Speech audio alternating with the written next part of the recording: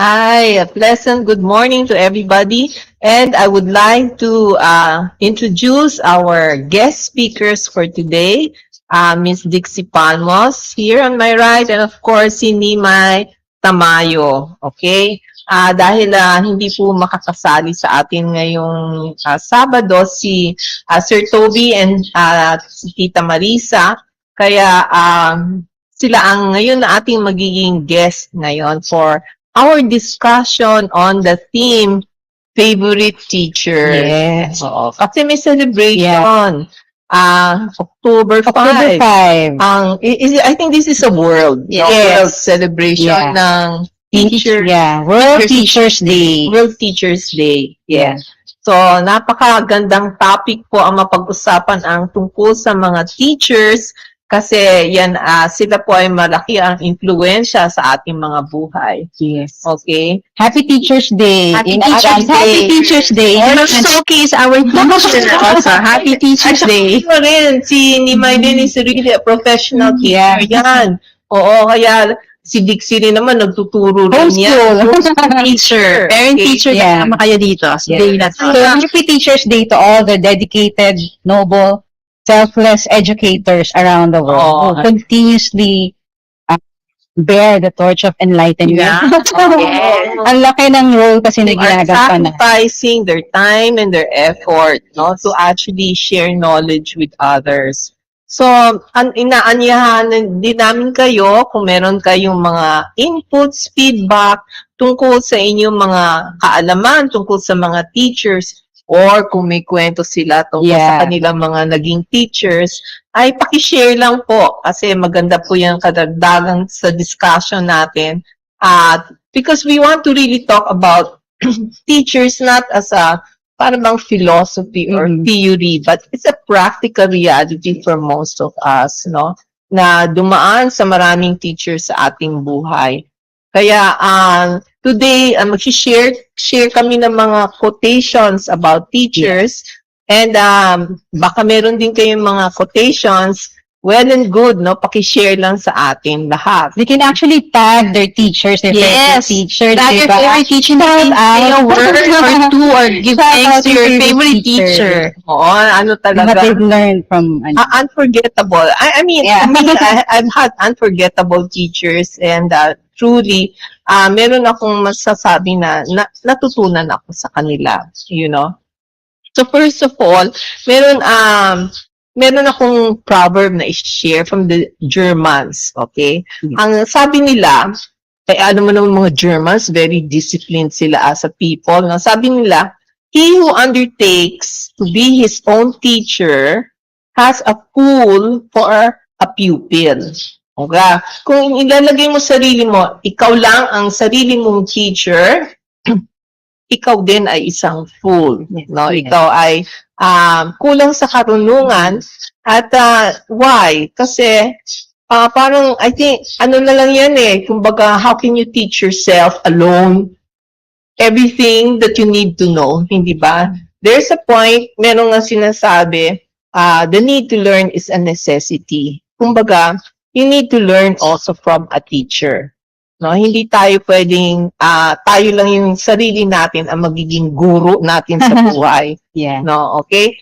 So, Kailangan may teacher kailangan talaga. yung teacher. Very important. Yung share ko naman na quote, sabi dito, it's an Italian quote, where the pupils are willing, the teachers will appear. So, ibig sabihin, if the students are sincere enough, they are going to be blessed with qualified teachers. If they're really seeking for the truth, absolute truth, darating yung qualified and karapat-dapat na teacher for them. Yan. Kasi, syempre, marami akong tao nakikilala na sila at one point in their life, talagang gulong-gulo sila. And nagdasal sila. No, nagdasal sila, Lord, pakita mo naman sa akin kung ano yung katotohanan. You know, like that. Talagang from their heart, they prayed. Tapos nakamit sila ng teacher. They were able to meet a teacher na nagturo sa kanila. But life, the purpose of life, the solution to the problems Yes. of life. Mhm. So, through yan, pag yung dumating ka sa point na yung of sincerity and humility, ay talaga naman may dadating. You May pray dadating. for one. If you pray for one, You pray, yeah. yes, you pray for one, talagang hindi naman yan ipagkakait sa'yo. No? Kaya, laging may hope tayo na when we are looking for solutions, then a teacher is sent. Yes. Di ba? Someone to help us understand and guide us through. Yeah. Oo.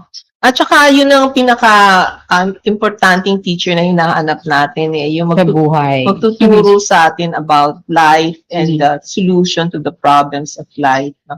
Maraming teachers naman kasi, dami nga purong, yung mga master class, Yeah. hindi pa sa Academic teachers. sa internet, mga master class, cooking and everything.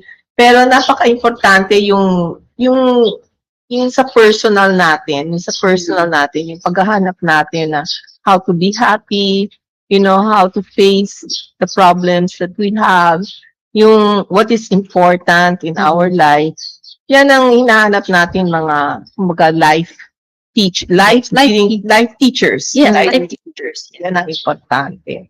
At The biggest- talaga. The hardest subject. Yeah. So we need a very important teacher to help us through this. Oo. In fact, merong quotation from one philosopher, Chanakya Pandit. Sinabi niya, there are many subject matter to be learned in the world. Yeah. But we have to focus on the highest. Kasi you could spend your time studying so many different things. Memorize the books. Walang katapusan yan. Pumasok ka sa mga school, ang dami-daming courses and everything. Pero yung time naman natin very limited. So it's very precious. So we have to spend quality time in learning the most important subject matter. Ayan. So, meron na mga bumabati sa atin na Ayun, listeners. Good Avid morning. listeners. Gemini Rose. Oo, ayan. Nice. Haribol namaste. Yan. And Mac Resurrection. Good morning. Yes. Good morning. Mabilay. Yes, Mila is always our favorite listener. Yes. Ma'am Rosalinda Lascano. Good morning, Go Palakas. Good morning sa inyong lahat. And good morning kay Lakshmi Maluya. Ayan. Teacher Lakshmi Teacher. Happy Maluya. Teacher's Day. Happy Teacher's Day, Teacher Lakshmi. Yes, and si Catrex. Yan, gabay sa buhay. Yung Go Palakas radio show natin, no? And sabi nga ni Milay, marunong ako mag-acupressure, but marami akong natutunan na pressure points. Teacher Dixie. Yeah, because of her social media account. Oh, For watching my short videos on acupressure. Ayan. Si Vas Bismarck is greeting us from Antipolo, and Ananda from Zambales. Good morning, ma'am. Oo. Good morning, Sir Jay. Oo. Good morning. May shoutout. May shout out. Mama. From Antipolo with love. Ako rin naging teacher na. All parents, yeah. The Oo, first oo. teachers of all the kids. Parents, teachers, nurses, and then all sorts of roles as parents, no? As a mother, ang dami nating papel na pinapapelan. Not just to our kids, to Yeah. other kids also. Oh, yeah. Friends of our kids, or Oh. just even your students, Oh. even your neighbors. Yeah. Parang si Lakshmi Maluya yan, teacher Yeah. siya ng marami. Yes. Diba? Marami siyang inaalagaan. I hope today, Teacher Lakshmi, your messenger and your email or whatnot is probably full of greetings. You deserve it. Because you helped a lot of parents and kids. O sabi ni Bert, sabi niya, Uy, kapatid ko. Brother kasi. hello. And Hello, Hargo. Ivy also Ivy. as my... Okay. O sige, ano pa yung si Lim, si Happy. I'm not gonna share a quote. I just wanted to share, it's a book. The title of the book is, I Learned Everything in Kindergarten. And I just wanted to emphasize, just based on the title, if you think about it, everything that you've learned in your kindergarten, are lifelong skills that you carry on in your adulthood. Ikaw ba, Ate Dixie, ano bang, naalala mo ng kindergarten mo na hanggang ngayon, maybe hindi tinuro sa'yo ng teacher mo, but ng parent mo, nung bata Nung ka? bata ako, ng kindergarten, magsintas. So, parang Ang ginagamit mo yung skill na yun. Ako, naalala ko from kindergarten days is yung respect for your teachers. Yes. So, Ang turo, always greet them. good morning, And then teacher. meron pang yun, hindi lang greet. Good morning, hindi Yeah. ganon. May bow pa. Wow. Meron pang bowing of the head, Yeah. So, that I think na-carry on, I went to a Catholic school, so every time I see priests or I Yeah. see mga Greet them. madre and my teachers, talagang may automatic bowing of the head, yun. So it's a sign That's of nice. respect. So it's something you learn at an early age, but you carry throughout your life. Yeah. At napaka helpful. Yes. Hindi Mhm. ba? Napaka-helpful because you also see na, like when I see children or, na ganun ni ka-respect, Mm-mm. parang gumagaan din yung Yeah. loob mo. Yeah. Hindi ba? Kasi parang it's a relationship na, oy, nila Yeah. ikaw. They look at you with respect. Yes. Yeah. Ako naman, I remember is, you know how, even bata pa lang, we teach them how to fix after they work. But after you do your coloring for kids, after coloring them, to make sure you put away your crayons and your books or your paper. Yeah. And I think this is an important Yeah. habit that we can carry on in our adult. Every little thing naman, whether it's a big work or small work, Yeah. you have to be able to clean up after your work. Yeah, that instilling parang responsibility, Yes. discipline. Ayan nga, sinasabi ni Ivy, ano natutunan niya? Pumila, yun ba yun? Pumila, ayan. Yeah. Pumila, di ba? Pag mga ganon, or lahat na ganon, mga bata. Okay, everybody fall in line at maghugas ng kamay at magsuot ng apron. At mag-pray. Yes. Sabi niya mag-pray. Yeah. Before a meal or before you Yeah. start a class. Until now. Actually, I have a very favorite math teacher no grade 7.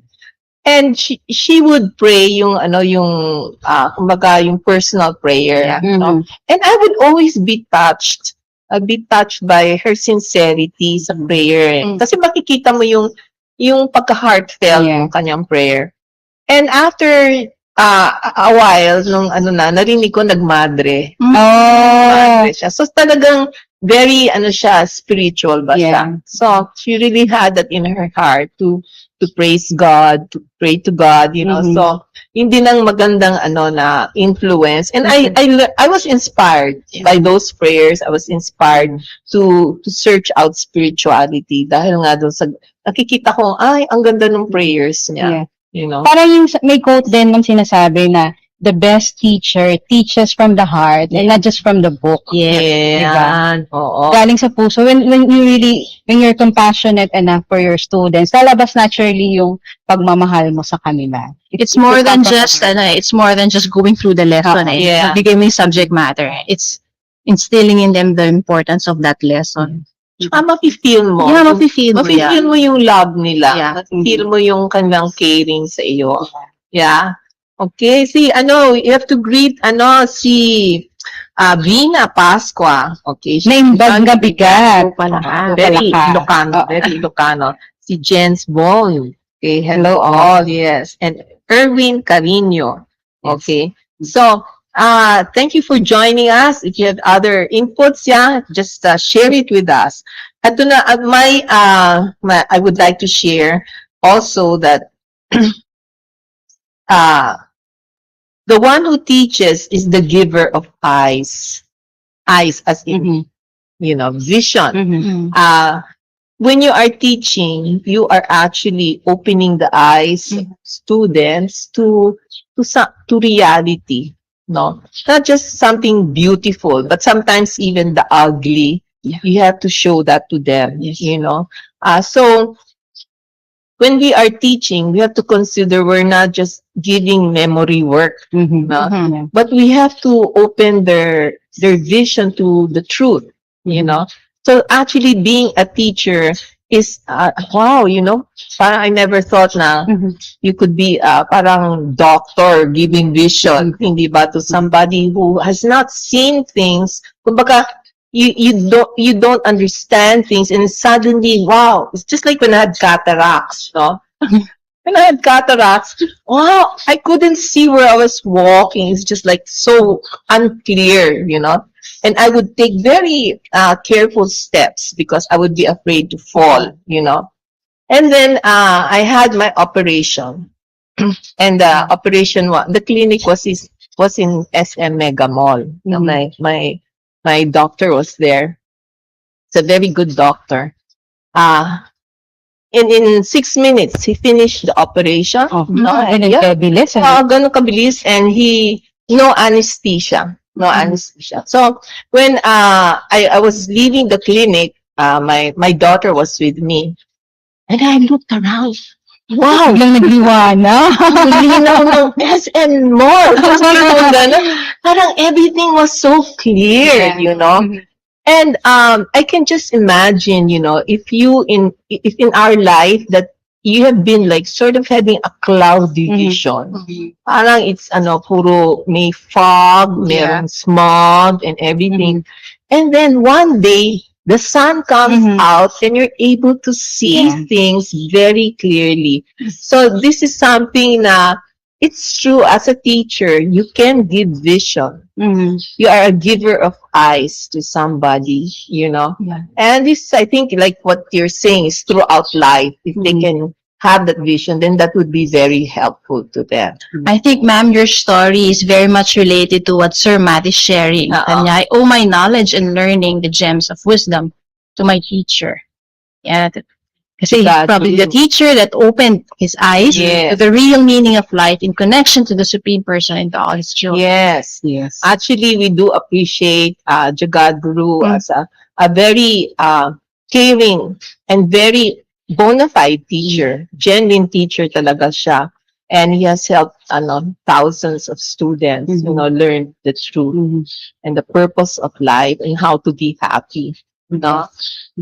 And then, so si Leon, Leon saying thank you very much. And si John saying hi po. Sabi naman ni Carmel, Good morning, go palakas. Simula pa lang naalala ko na laging maging respectful. Gumamit ng po at opo, lalo na sa mga matatanda. That's why even if you're old, you retain to be respectful and use the word po. I think Very this is basic, very basic yung po and opo. I think it's one of the things that I'm sad that I don't hear so much anymore. Kasi naging major language kasi natin dito, no? English. Nawala yung Filipino. And I think the po and opo is a very, very important component of the Filipino culture. Yeah, as parents at home, umpisa, you have to start this showing respect, kasi in some places they say, hey, you! Yeah. I mean, you can't say po and opo to your parents and call them by their first name. It just doesn't feel right. Parang, I can't even say it. Pero tayo in our community, we're glad that yung mga bata natin. Yeah, yes. I think it should be encouraged. Yeah. Po and opo. Ang daming naka-attach na values doon sa po and opo. It's just very simple. Po and opo. There's humility, Yeah. there's submissiveness, Yeah. There's respect. Yes, oo.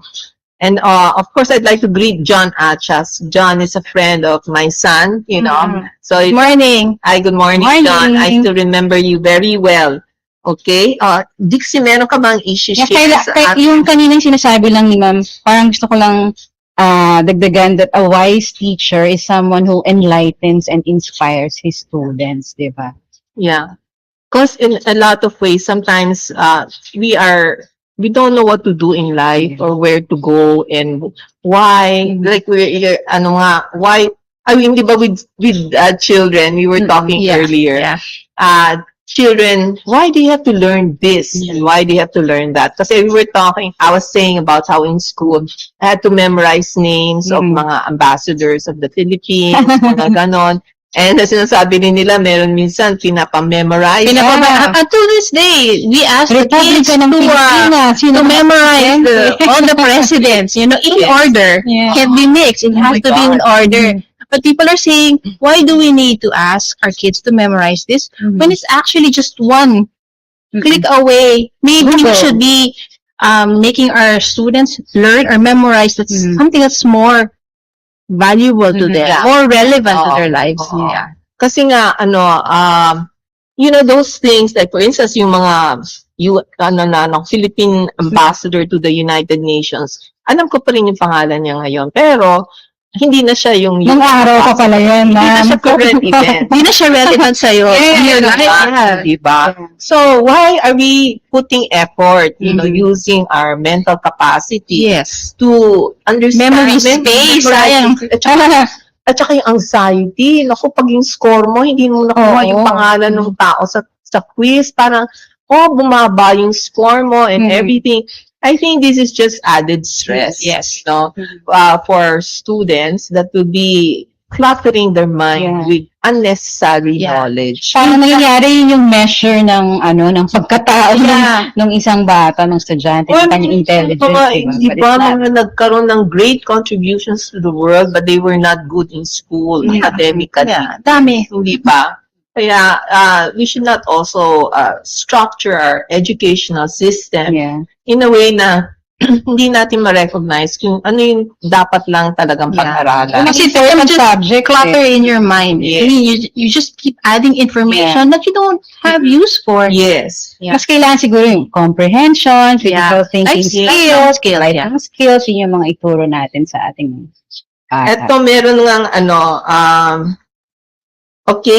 better untaught than ill-taught. Parang sabi nito yun, Italian, Italian sabi niya, better untaught. Kumbaga, better na hindi na lang yan pinag-aralan o pinag-aral ng masama rather than ill-taught. Kumbaga, para bang nakasama. Yung Nakasama pa. Nakasama, Oo. no? Well, sabihin naman ng mga tao kasi naman pinag-aral namin sa eskwelahan, akala namin maganda yung eskwelahan. Meron din naman para lang mga ill association, ill influence Within the school, within the school. So we have to be careful na hindi lang yung knowledge lang, pero pati yung environment. Environment kasi is also a factor to teachers. Critical din, Hindi ba? So, minsan we have to be protective.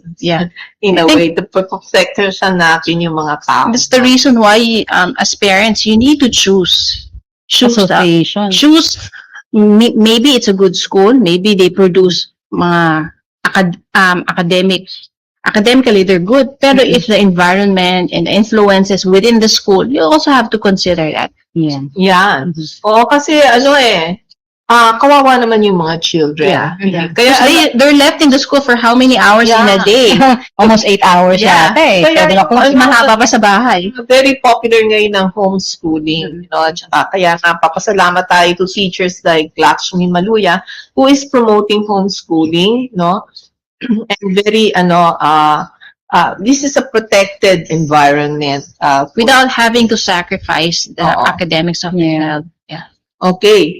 Tapos sinasabi rin natin dito, in teaching others, we teach ourselves. This is from a traditional proverb. In teaching others. No? Kasi pag may knowledge tayo, hindi ba nag-grow din tayo? Yes. That's why yung mga teachers, rin sila Well, they say, okay, you have to go through training again and again and again. But one thing I have enjoyed also is when I'm teaching children, they have answers that really also open my eyes. No? Meron sila mga perspective na very interesting, You also learn from your students. Actually, not just as teachers, even as parents. A lot of parents have become better people, better person once they've had children. Because you are pushed to that role to become a teacher. Ang dami mo natutunan, di ba, na hindi mo naman alam before. Number one na dyan, yung patience. Yes, patience. Oh my God, you will learn how to be more patient. At saka, sometimes they have a way of saying things, yung mga children na, nakakatuwa. Ang bibo Yun, kasi, ma'am. nakakatuwa. I would say the way they say things is also very unique. Yes. And very innocent. Yeah, yeah. Very innocently said. And I would like to greet, meron tayong ibang greeting Marami marami. nang nag-join in. Si Harry Capulong is greeting us. As a Krishnadasi, good Oo. morning. Salute to all the teachers. Yes, I'm with you dapat. on that one. Hindi lang sa mga general tayo dapat sumasaludo. Pero pati sa mga teachers, yes. And then, Ma'am Sid Serva. Respects to all my teachers. Yes. and of course, Madana let's say, Madana Mohan Academy yan po. Sila ay from a school rin. Yeah. I must say, yan sila very sacrificing din sila para rin tumulong at magturo sa mga kabataan. One of the few schools who encourage lifelong skills and Yes. give emphasis on more important subject Yes. matter, not just your typical math and English and science, but more important sometimes. Yes. Yes. Si Ma'am Milay Royo, meron siyang senior. Not all of us can do great things, but we can do small things with great love. Yan. Very Lahat na important. gagawin natin, kailangan Very may important. love. So that's part of teaching. You know, when you do your teaching, you're sharing with love, that becomes very great also. Yes. You're influencing somebody's life. Yeah. Someone who's going to be a part of the society later on. Meron din nagsabi sa akin previously, sabi niya, I became a teacher because I was inspired by you. Yes. You know, sabi ko, Yes. ay, wow, I didn't know that I had that impact on a person to influence them to become a teacher, you know. And to me, that is, wow, a very nice thing because I know how wonderful it is to be a teacher. And so when I see somebody also becoming a teacher, ay sabi ko, that is also a wonderful service Yeah. that nilang gawin. Very crucial, ma'am, yung role ng teacher. They not only shape the individual, but in turn, they transform our society for its betterment. Oo. Talagang very, kumbaga, teachers are very sacrificing. You know, there's certain areas of occupation na sabihin na, it's not a cruise zone or hindi yan, parang comfort zone mo. Kumbaga, malalagay ka sa situation, talagang magsasakripisyo ka.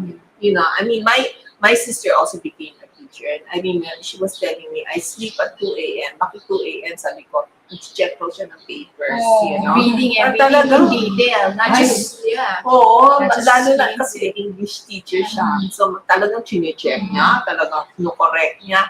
No, so this is a very just like health workers are, you know, sacrificing to help people in terms of medicine and everything. Ano naman in terms of education, no, and the growth of individuals, yan naman ang mga trabaho ng mga teachers. Idagdagan yung sahod ng mga teachers. May Ano increase. ka, yung mga nakita ko mga news, yung mga teachers na tumatawid pa mga rivers, Yeah. di ba? Yeah, Nag-hike especially pa. in the pandemic, di ba? Yeah. Because even if online ang classes, there are areas in the Oo. Philippines that have no signal. Yeah. So the teachers are forced to go visit their students. Tsaka yung distribution ng mga modules, Yeah. diba talagang pinupuntahan Oo. sa Saka kinakamusta sila kasi before, yung mga students, pupunta sa school, sa time na pwede mo sila kamustahin. Mm.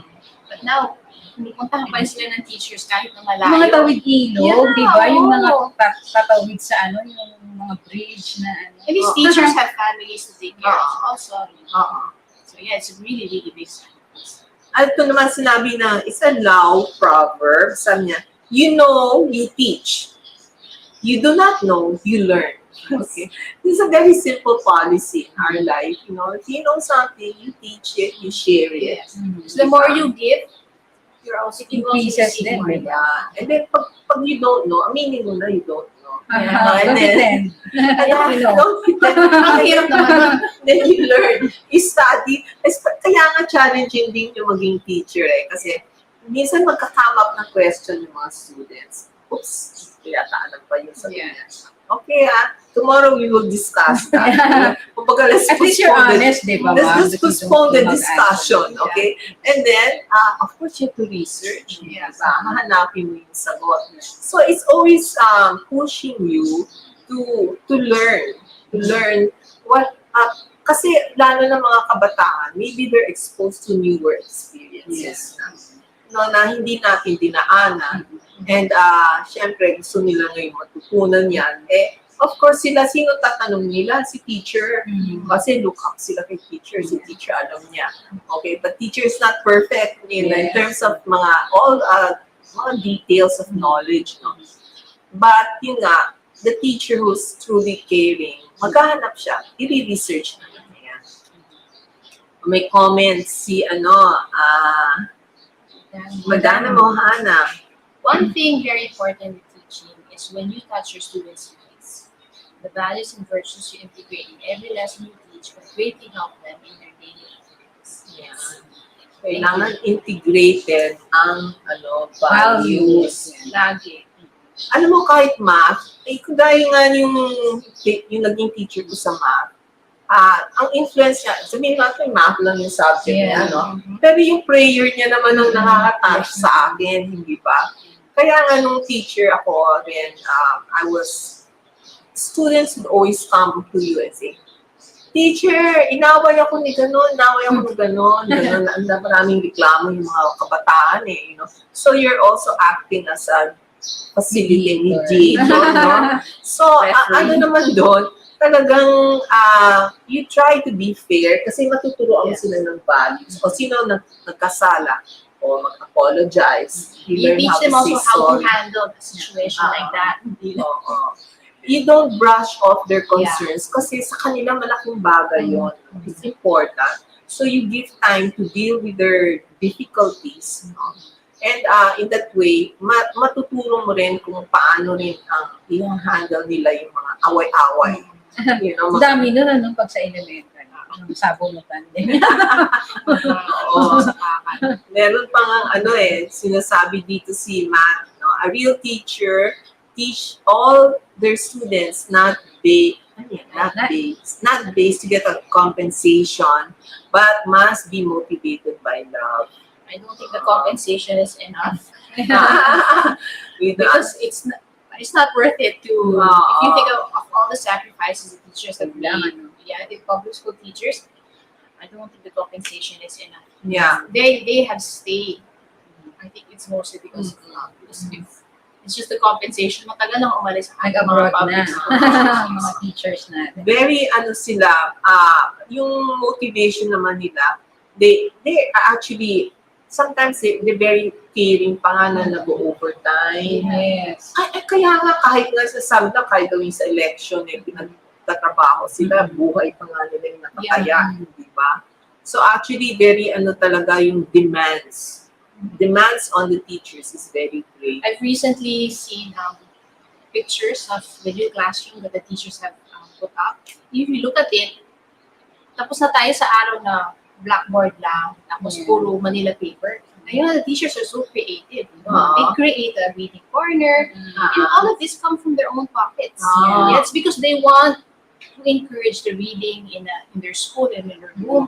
They make their room very nice and inviting because they know that when your environment is nice, it's more conducive for learning. So, tuwan-tuwa ako yung nakikita ko yung mga pictures. Nakita mo ba yun? Naggagawa pa sila ng mga Ganun yung corner, mga magaling sala. ng mga teachers kasi they make learning a joyful experience, diba? They have all the visuals on the wall.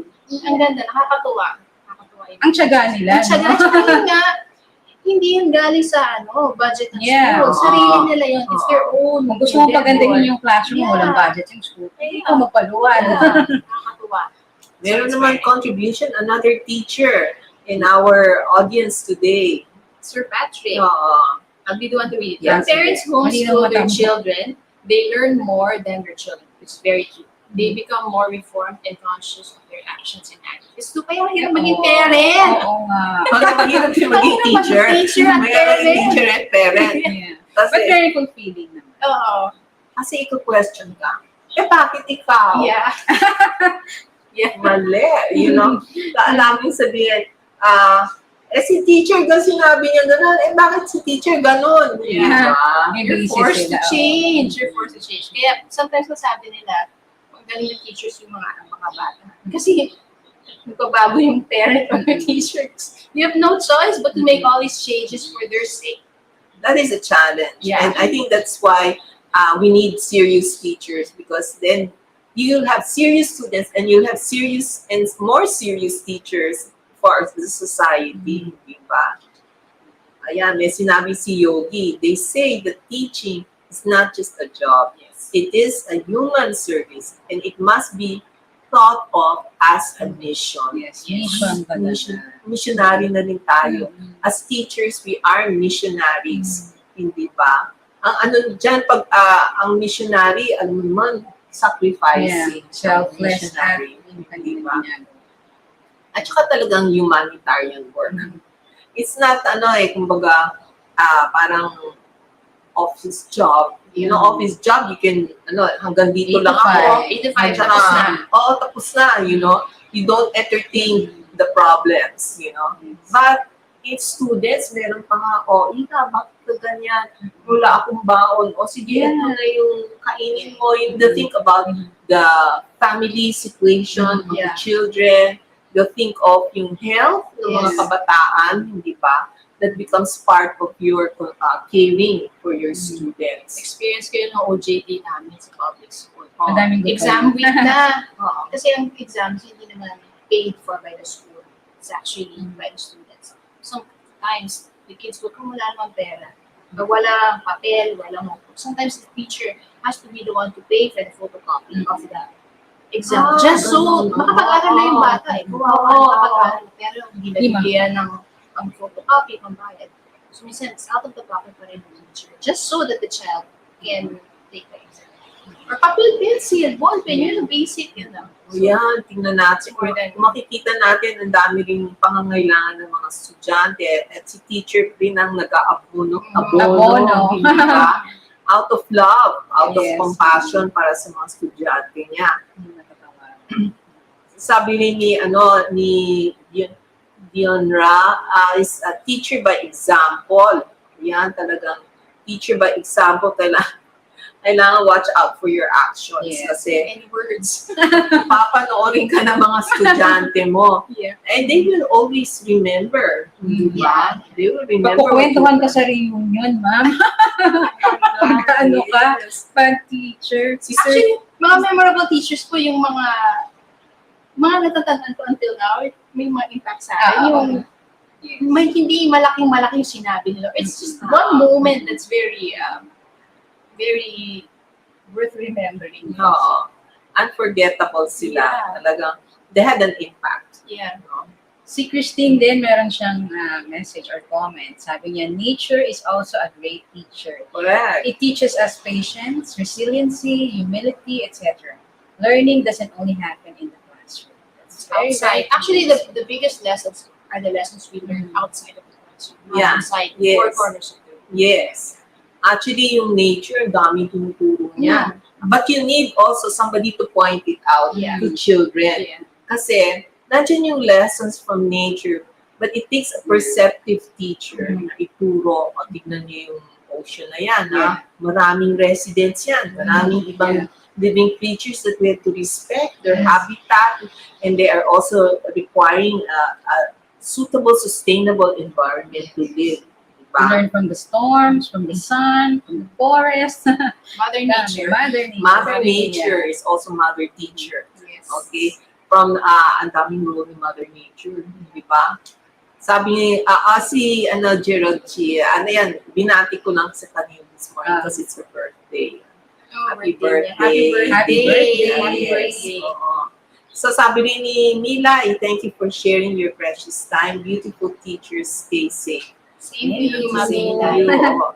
I'm sure all of you have at some point in your life been able to teach somebody. Whether it was one skill, whether it was one piece of advice, Yes. hindi ba? Whether it was through action na naka-inspire kayo, you know, and I'm sure that meron, kasi ngayon yung parang modern day ngayon, social media na namamangha yung mga tao, mga influencers. You know? Tapos binibilang nila how many followers meron sila.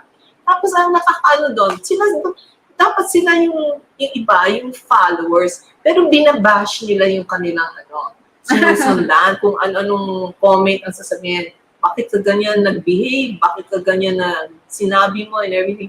Sabi ko, follower ka dapat tinig ka, hindi dapat nire-respeto mo yung tao. But in any case, this world is full of, teachers and influencers who, applies to everybody. Whether you're in showbiz, whether you're a politician, you teach by your action, you teach by your example.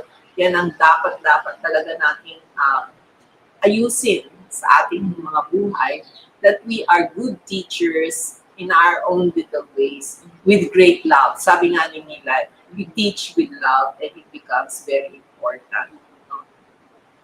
Mahapon pa rin sa ating pagbati si Ligaya Dizon. Good morning. Good morning and God bless din. Yes, thank you, Ligaya.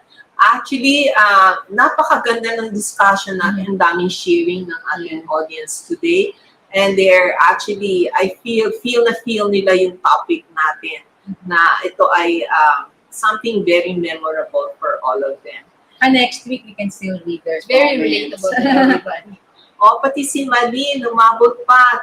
You teach with love. Yes. Actually, alam mo, yung teachers na naramdaman ko talaga na very malaki yung impact sa buhay. Those teachers who are very caring and very loving. Diba? And especially, we would like to thank Jagatu for showing us great love in his teachings. And because of that, we have also been fortunate to be able to share knowledge and wisdom with others. So always, when you have a good teacher, you learn how to appreciate your teacher and you learn how that they have actually given you so much in your life.